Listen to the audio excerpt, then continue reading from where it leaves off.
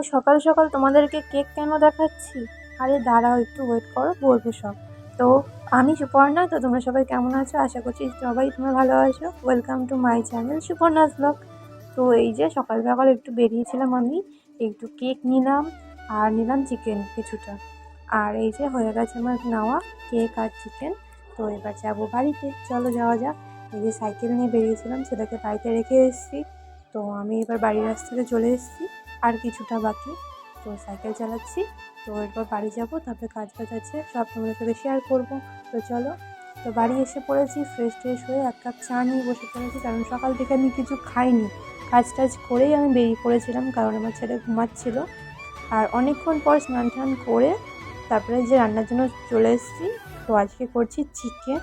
তো এখানে চিকেনটা বসিয়ে দিয়েছি। আমি আজকে রেসিপি দেখাচ্ছি না, জাস্ট এমনি তোমাদের ভিডিও করে দেখাচ্ছি। আর করছি পায়েস।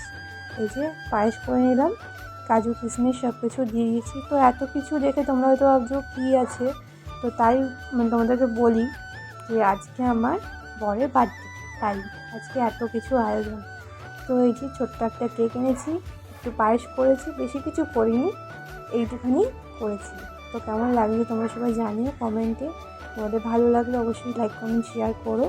আর এই যে এখন কেক কাটিংয়ের টাইম, তো এখন কেক কাটিং করছে। ছোট্ট একটা কেক কাটতেই চাইছিল না, আমি জোর করে বলছি কাটো কাটো।